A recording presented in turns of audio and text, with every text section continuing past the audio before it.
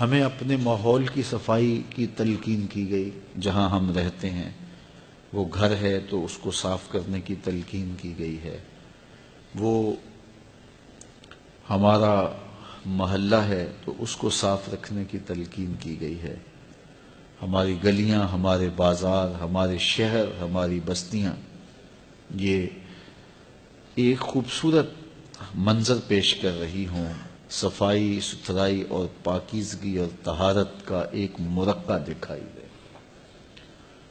آج بہت سارے لوگ اپنے گھر کو تو صاف رکھ لیتے ہیں، لباس بھی دھلے ہوئے، ستھرے اور اجلے ہوئے پہنتے ہیں، لیکن گلی محلے میں گندگی اور غلاظت پڑی ہوتی ہے۔ اپنے گھر کا کوڑا پکڑ کے ہمسایوں کے دروازے کے آگے پھینک دیتے ہیں۔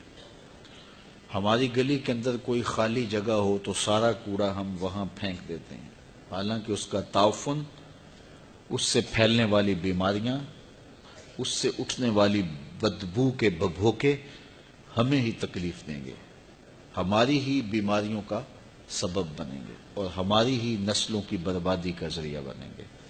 لیکن ہم یہ سمجھے کہ ہم نے اس گندگی کو، غلاظت کو، اس کوڑے کو اپنے گھر سے نکال دیا، لیکن ہم نے جہاں پھینکا ہے اس کوڑے کے اثرات ہمارے گھر ہی پہنچ رہے ہیں۔ تو کتنا اچھا ہوتا کہ ہم اپنے محلے کو، اپنی گلی کو صاف رکھ پاتے۔ آج ہم دنیا پہ جاتے ہیں، پوری دنیا کو دیکھتے ہیں، تو انہوں نے اپنے محلوں کو، اپنے شہروں کو، اپنی بستیوں کو، حتیٰ کہ اپنے جنگلوں کو بھی اتنا صاف رکھا ہوا ہے کہ جس طرح ایک سگڑ بھی اپنے گھر کو صاف ستھرا رکھتی ہے تو رشک آتا ہے۔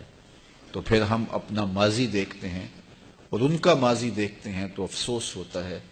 ایک زمانہ تھا کہ یہ صفائی اور ستھرائی مسلمانوں کا شعار تھا، اور ہمارے محلے، ہماری بستیاں، ہمارے شہر صاف ستھرے بھی ہوتے تھے اور پاکیزہ بھی ہوتے تھے۔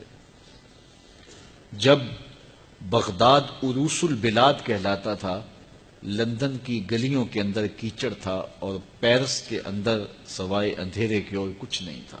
یہ ہماری تاریخ ہے۔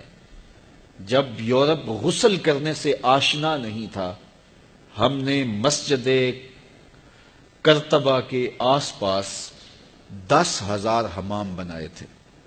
آج بھی جو لوگ وہاں جاتے ہیں وہ دیکھتے ہیں، اس کے باقیات آثار کے طور پہ انہوں نے چھوڑے ہوئے ہیں۔ جب لندن شہر کے لوگ اپنے گھر کے سامنے پخانہ کر دیا کرتے تھے، ایک وہ تھا وقت، اور آج ہمارے شہروں میں، ہماری بستیوں میں، ہماری گلیوں میں کوڑے کے ڈھیر پڑے ہوئے ہیں۔ اور ان کے شہر اور ان کی گلیاں دیکھیں کہ اگر کوئی بندہ اپنا کتا گھمانے کے لیے بھی باہر نکلتا ہے تو ساتھ تھیلی رکھتا ہے کہ اگر کتے نے پخانہ کر دیا تو وہ تھیلی میں ڈال کر کے ڈسٹ بین میں ڈالوں گا، میرے ملک کے پارک بھی گندے نہ ہوں۔ آج وہ یہاں تک صاف اور ستھرے ہو گئے اور ہم اتنے گندے ہو گئے کہ اپنے گھر کا کوڑا اپنے ہی گھر کے باہر پھینک کر کے ہم سمجھتے ہیں کہ ہم نے اپنے گھر کو صاف کر لیا۔ کیا یہ گلی میرا گھر نہیں ہے؟ کیا یہ محلہ میرا گھر نہیں ہے؟ کیا یہ وطن میرا گھر نہیں ہے؟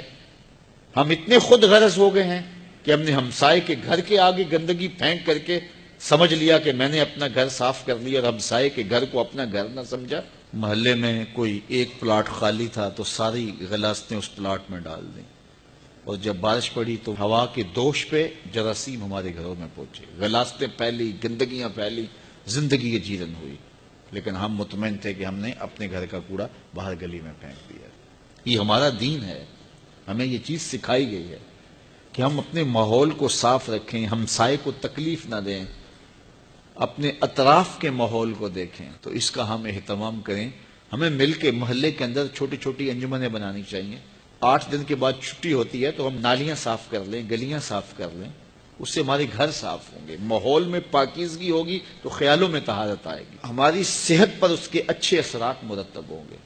اس وقت ایک رپورٹ کے مطابق پاکستان کے اندر کتنے لوگ ہیں کہ جو ماحولیاتی آلودگی کی وجہ سے بیماریوں کا شکار ہوتے ہیں، اور اگر اس پہ کنٹرول نہ کیا گیا تو آنے والے دور میں یہ بیماریاں اور زیادہ بڑھ جائیں گی، اور غریب آدمی زیادہ طور پہ ان بیماریوں کا شکار ہوتے ہیں، کیونکہ امیر لوگوں نے تو بستیاں الگ بنا لی ہیں، ان کے تو محلے ہی الگ ہیں، تو وہاں ماحول کچھ اور طرح کا ہے، اور غریب بستیوں کے اندر ماحول اور طرح کا ہے۔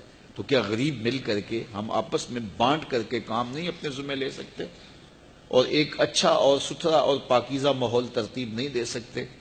اور ہم اگر پیسہ خرچ نہیں کر سکتے تو اپنے ہاتھ سے 8 دن کے بعد ہم تفصیلی اپنے محلے کی، اپنی گلے کی صفائی کر لیں، تو اس سے کتنا ستھرا اور پاکیزہ ماحول ترتیب پائے گا۔ لیکن ہم تھڑیوں کے اوپر بیٹھ کے گپے ہانک لیں گے، یہ کچھ نہیں کریں گے۔ تو یہ ہمیں دیکھنا چاہیے، اس پہ غور کرنا چاہیے، یہ ہمارے اسلام نے ہمیں دیا ہے، اور دین طہارت کا نام ہے، یہ دین پاکیزگی کا نام ہے۔